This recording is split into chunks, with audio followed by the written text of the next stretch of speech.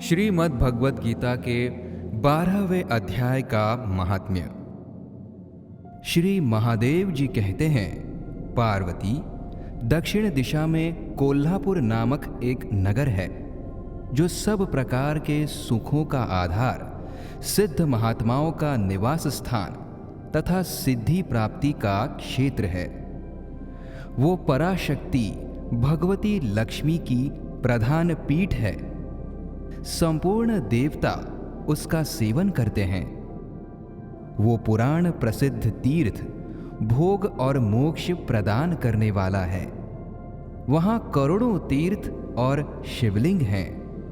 रुद्रगया भी वहीं है। वो विशाल नगर लोगों में बहुत विख्यात है। एक दिन कोई युवक उस नगर में आया। वो कहीं का राजकुमार था। उसके शरीर का रंग गोरा, नेत्र सुंदर, ग्रीवा शंख के समान, कंधे मोटे, छाती चौड़ी तथा भुजाएं बड़ी बड़ी थीं। नगर में प्रवेश करके सब ओर महलों की शोभा निहारता हुआ वो देवेश्वरी महालक्ष्मी के दर्शनार्थ उत्कंठित हो मणिकंठ तीर्थ में गया और वहां स्नान करके उसने पितरों का तर्पण किया। फिर महामाया महालक्ष्मी जी को प्रणाम करके भक्ति पूर्वक स्तवन करना आरंभ किया। राजकुमार बोला, जिसके हृदय में असीम दया भरी हुई है, जो समस्त कामनाओं को देती तथा अपने कटाक्ष मात्र से सारे जगत की रचना, पालन और संहार करती है, उस जगन माता महालक्ष्मी की जय हो।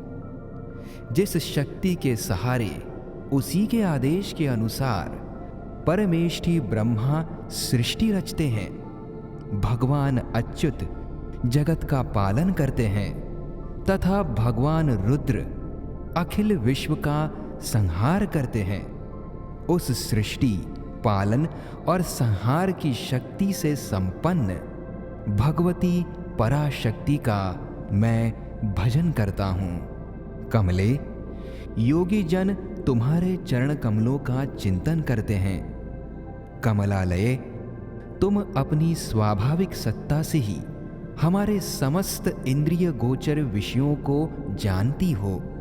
तुम ही कल्पनाओं के समूह को तथा उसका संकल्प करने वाले मन को उत्पन्न करती हो। इच्छा शक्ति, ज्ञान शक्ति और क्रिया शक्ति, ये सब तुम्हारे ही रूप हैं। तुम परासंवित रूपिणी हो। तुम्हारा स्वरूप निष्काम, निर्मल, नित्य, निराकार, निरंजन, अंत रहित, आतंक शून्य, आलंबहीन तथा निरामय है। देवी, तुम्हारी महिमा का वर्णन करने में कौन समर्थ हो सकता है? जो षट चक्रों का भेदन करके अंतःकरण के 12 स्थानों में विहार करती है।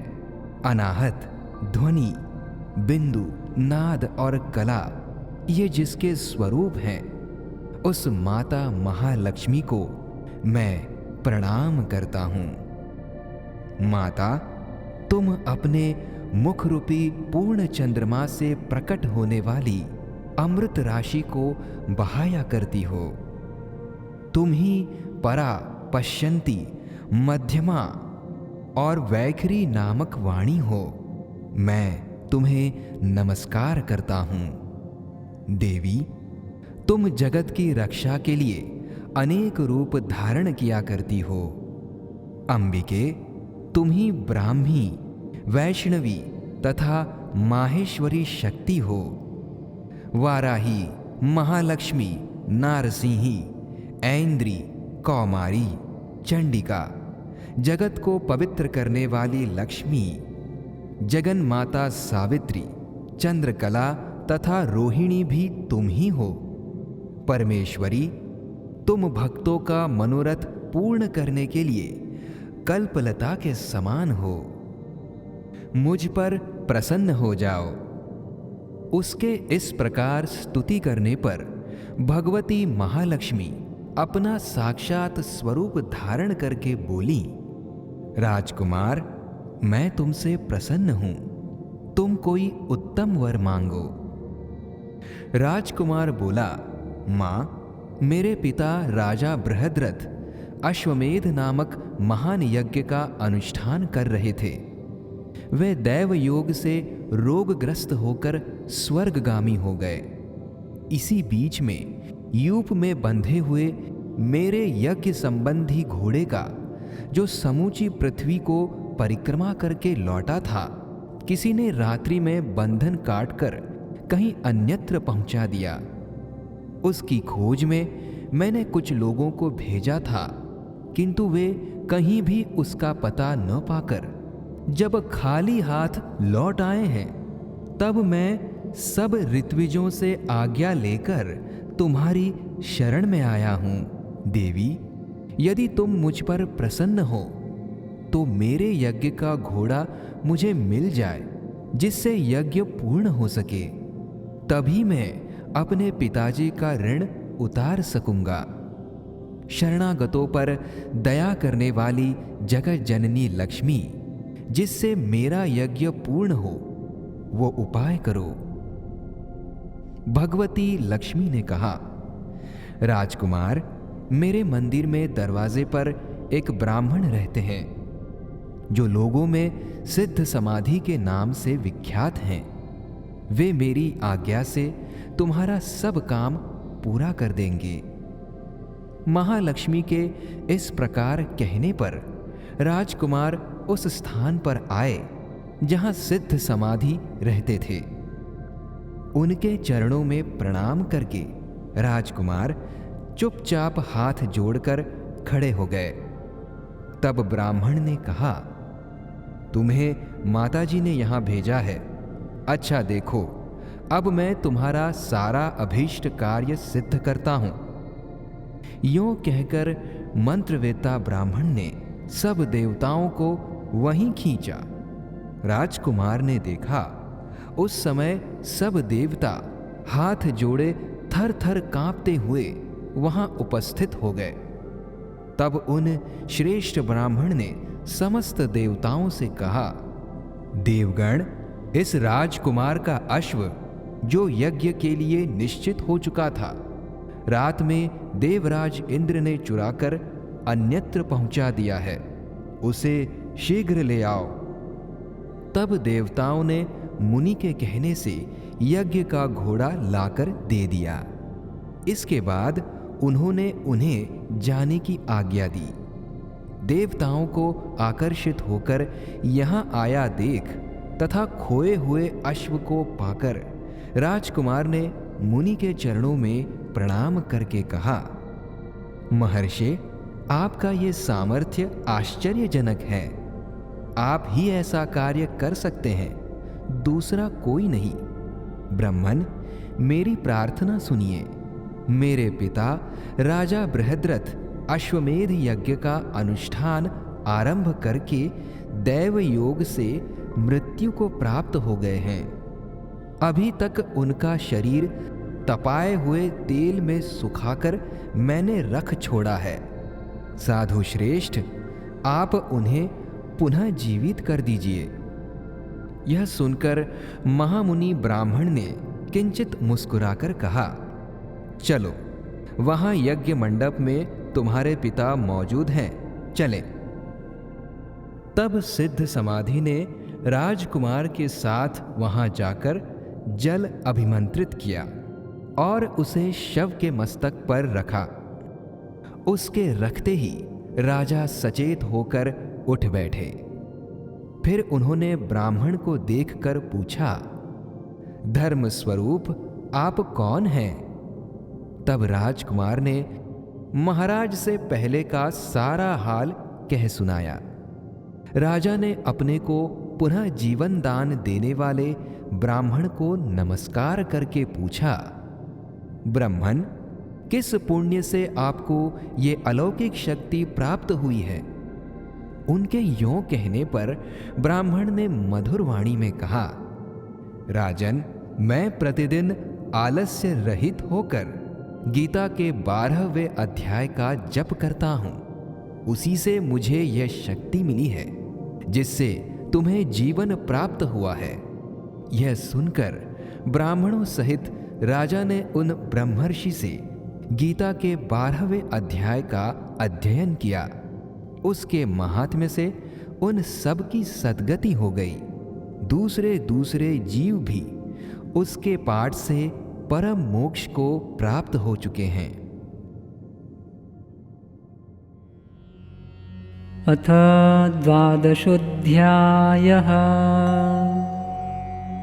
अर्जुन उवाच एवं सततयुक्ता ये भक्तास्त्वां पर्युपासते ये चाप्यक्षरमव्यक्तं तेषां के योगवित्तमः।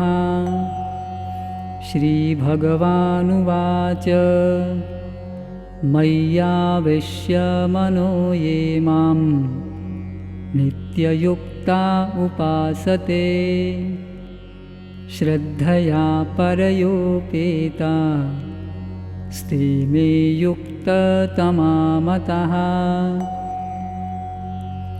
ये त्वक्षरमनिर्देश्य मव्यक्तं पर्युपासते सर्वत्र गमचिन्त्यं च कूटस्थमचलं ध्रुवम् सन्नियम्येन्द्रियग्रामं सर्वत्र समबुद्धयः ते प्राप्नुवन्ति मामेव सर्वभूतहिते रतः।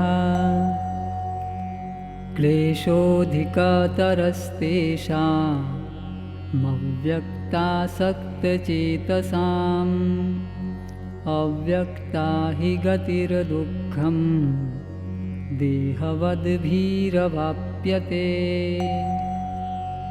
ये तु सर्वाणि कर्माणि मयि सन्न्यस्य मत्परः अनन्येनैव योगेन मां ध्यायन्त उपासते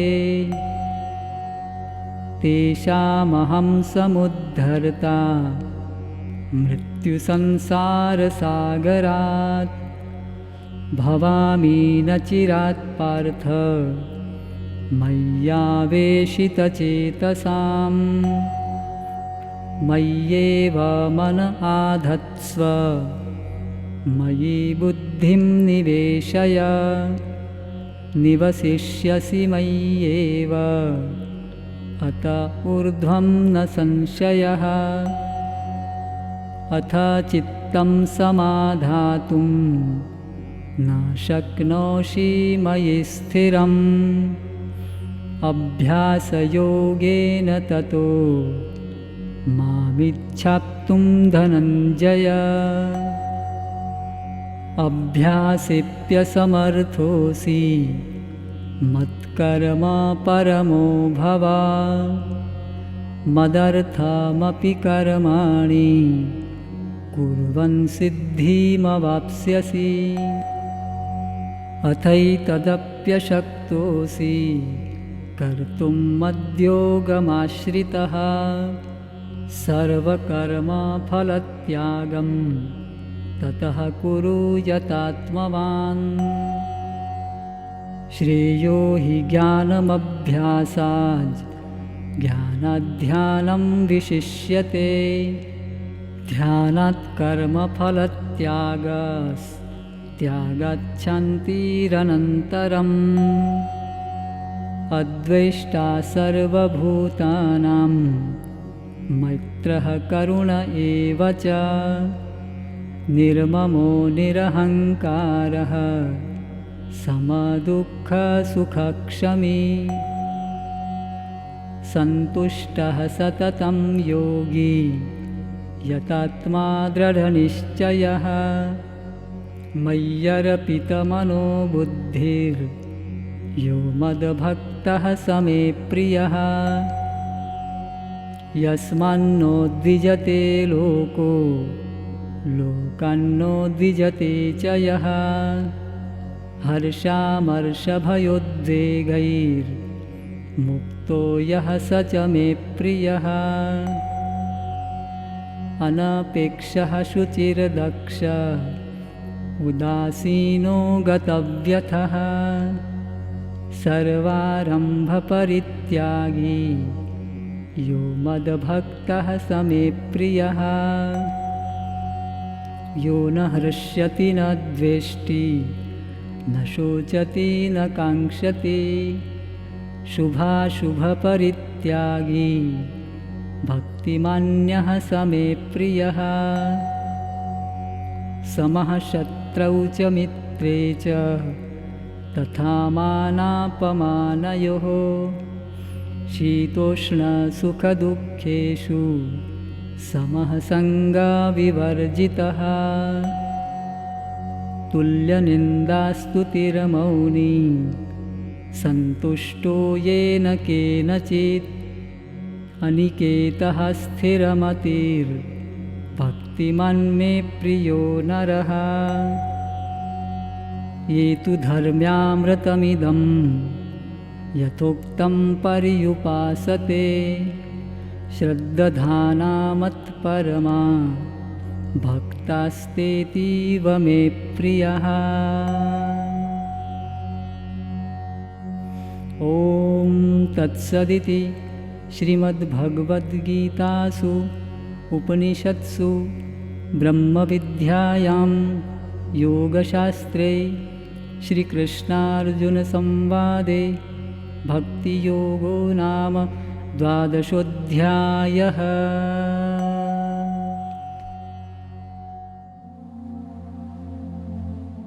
द्वादशोध्याय श्लोक। अर्जुन बोले, जो अनन्य प्रेमी भक्तजन पूर्वोक्त प्रकार से निरंतर आपके भजन ध्यान में लगे रहकर आप सगुण रूप परमेश्वर को और दूसरे जो केवल अविनाशी सच्चिदानंद घन निराकार ब्रह्म को ही अति श्रेष्ठ भाव से भजते हैं, उन दोनों प्रकार के उपासकों में अति उत्तम योगवेत्ता कौन है? श्री भगवान बोले, मुझ में मन को एकाग्र करके निरंतर मेरे भजन ध्यान में लगे हुए जो भक्त जन अतिशय श्रेष्ठ श्रद्धा से युक्त होकर मुझ सगुण रूप परमेश्वर को भजते हैं, वे मुझको योगियों में अति उत्तम योगी मान्य हैं। परंतु जो पुरुष इंद्रियों के समुदाय को भली प्रकार वश में करके मन बुद्धि से परे सर्वव्यापी अकथनीय स्वरूप और सदा एक रस रहने वाले नित्य अचल निराकार अविनाशी सच्चिदानंद घन ब्रह्म को निरंतर एक ही भाव से ध्यान करते हुए भजते हैं, वे संपूर्ण भूतों के हित में रत और सब में समान भाव वाले योगी मुझको ही प्राप्त होते हैं। उन सच्चिदानंद घन निराकार ब्रह्म में आसक्त चित्त वाले पुरुषों के साधन में परिश्रम विशेष है, क्योंकि देहाभिमानियों के द्वारा अव्यक्त विषयक गति दुख पूर्वक प्राप्त की जाती है। परंतु जो मेरे परायण रहने वाले भक्त जन संपूर्ण कर्मों को मुझे अर्पण करके मुझ सगुण रूप परमेश्वर को ही अनन्य भक्ति भाव से निरंतर चिंतन करते हुए भजते हैं, हे अर्जुन, उन मुझ में चित्त लगाने वाले प्रेमी भक्तों का मैं शीघ्र ही मृत्यु रूप संसार समुद्र से उद्धार करने वाला होता हूं। मुझ में मन को लगा और मुझ में ही बुद्धि को लगा, इसके उपरांत तू मुझ में ही निवास करेगा, इसमें कुछ भी संशय नहीं है। यदि तू मन को मुझ में अचल स्थापन करने के लिए समर्थ नहीं है, तो हे अर्जुन, अभ्यास रूप योग के द्वारा मुझको प्राप्त होने के लिए इच्छा कर। यदि तू उपर्युक्त अभ्यास में भी असमर्थ है तो केवल मेरे लिए कर्म करने के ही परायण हो जा। इस प्रकार मेरे निमित्त कर्मों को करता हुआ भी मेरी प्राप्ति रूप सिद्धि को ही प्राप्त होगा। यदि मेरी प्राप्ति रूप योग के आश्रित होकर उपर्युक्त साधन को करने में भी तो असमर्थ है, तो मन बुद्धि आदि पर विजय प्राप्त करने वाला होकर सब कर्मों के फल का त्याग कर मर्म को न जानकर किए हुए अभ्यास से ज्ञान श्रेष्ठ है। ज्ञान से मुझ परमेश्वर के स्वरूप का ध्यान श्रेष्ठ है और ध्यान से भी सब कर्मों के फल का त्याग श्रेष्ठ है, क्योंकि त्याग से तत्काल ही परम शांति होती है। जो पुरुष सब भूतों में द्वेष भाव से रहित, स्वार्थ रहित, सबका प्रेमी और हेतु रहित दयालु है तथा ममता से रहित, अहंकार से रहित, सुख दुखों की प्राप्ति में सम और क्षमावान है, अर्थात अपराध करने वाले को भी अभय देने वाला है, तथा जो योगी निरंतर संतुष्ट है, मन इंद्रियों सहित शरीर को वश में किए हुए है और मुझ में दृढ़ निश्चय वाला है, वो मुझ में अर्पण किए हुए मन बुद्धि वाला मेरा भक्त मुझको प्रिय है, जिससे कोई भी जीव उद्वेग को प्राप्त नहीं होता और जो स्वयं भी किसी जीव से उद्वेग को प्राप्त नहीं होता, तथा जो हर्ष, अमर्ष, भय और उद्वेग आदि से रहित है, वो भक्त मुझको प्रिय है। जो पुरुष आकांक्षा से रहित, बाहर भीतर से शुद्ध, चतुर, पक्षपात से रहित और दुखों से छूटा हुआ है, वो सब आरंभों का त्यागी मेरा भक्त मुझको प्रिय है। जो न कभी हर्षित होता है, न द्वेष करता है, न शोक करता है, न कामना करता है, तथा जो शुभ और अशुभ संपूर्ण कर्मों का त्यागी है, वो भक्ति युक्त पुरुष मुझको प्रिय है।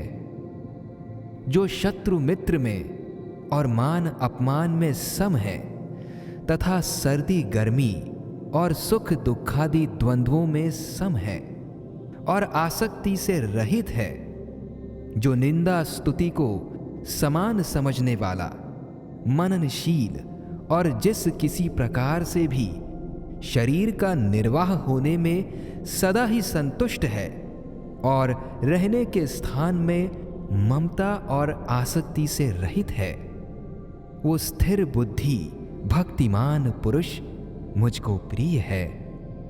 परंतु जो श्रद्धा युक्त पुरुष मेरे परायण होकर इस ऊपर कहे हुए धर्ममय अमृत को निष्काम प्रेम भाव से सेवन करते हैं, वे भक्त मुझको अतिशय प्रिय हैं। इस प्रकार उपनिषद, ब्रह्म विद्या तथा योग शास्त्र रूप श्रीमद् भगवद गीता के श्री कृष्ण अर्जुन संवाद में भक्ति योग नामक 12वां अध्याय संपूर्ण हुआ।